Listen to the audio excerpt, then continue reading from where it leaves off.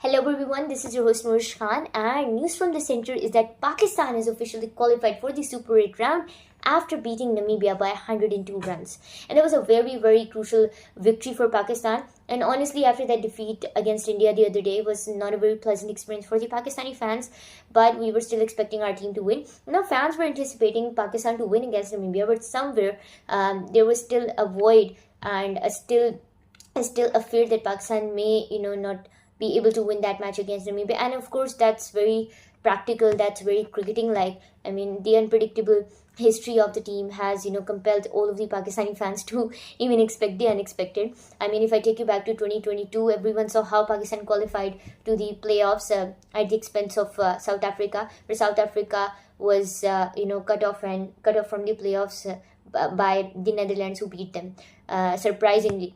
So I still remember that game as a Pakistani fan.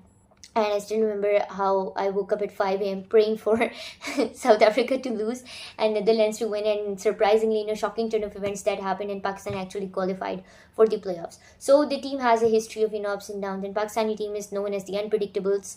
Pakistani team is known as unpredictable for a reason. 1 minute down, next minute up. It's the phrase that pretty much sums up how the Pakistani team performs. So it was only very Pakistani team like to expect Pakistan to kind of pull off an upset here.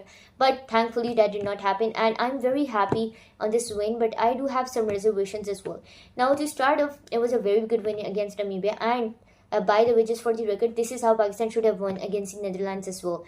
And this is how we fans, knowing the strengths of our team, knowing the capabilities that this team possess, especially as an analyst, if I talk about the Pakistani team, I think this team has it in them to beat any opponent on their good day. They just came into the T20 World Cup, bashing Australia, beating Australia, whitewashing Australia on their home soil, and then we had it in us to win the match against India as well the other day, but we couldn't, right?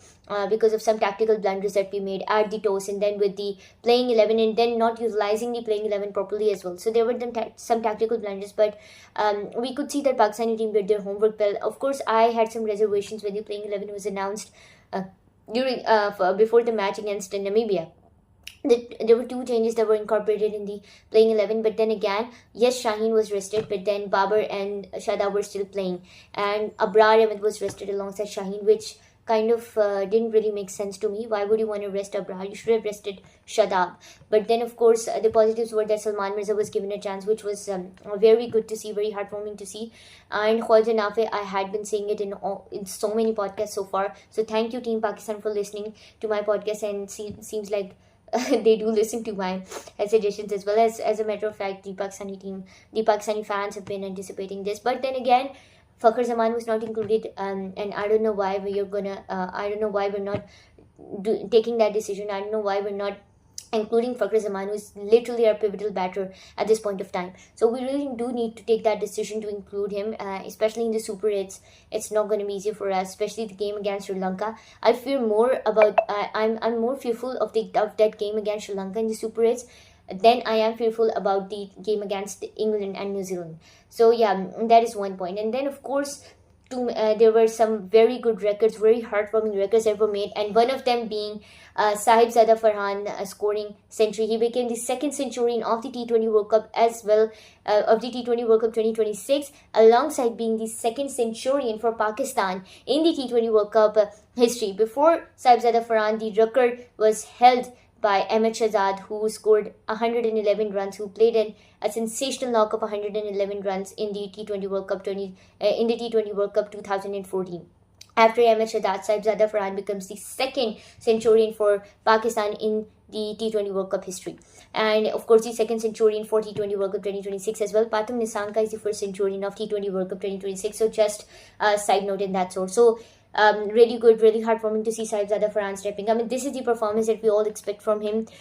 Too many positives for Pakistan in that game. Salman Mirza stepped up with the ball. Usman Tariq was finally able to get in his groove and get all those crucial wickets for Pakistan. See, even if I remove the emotional element a bit, if I keep the emotional element aside, because of course, being a Pakistani cricket fan, emotional sentiments are there, and of course it's inevitable to keep them aside. But if we keep those emotional sentiments aside, and we tactically analyze the match a bit, I think I had my reservations. I was a bit more fearful, and a little bit fearful of Pakistan losing from Namibia, due to the fact that if I take you to that match between India and Namibia, five of India's most crucial batters fell victim to Namibia's exceptional spinners. So I was a bit more fearful in that sort, that Pakistan might as well, Pakistani batters might as well struggle to play against the Namibian spinners. But thankfully, Pakistan was well and truly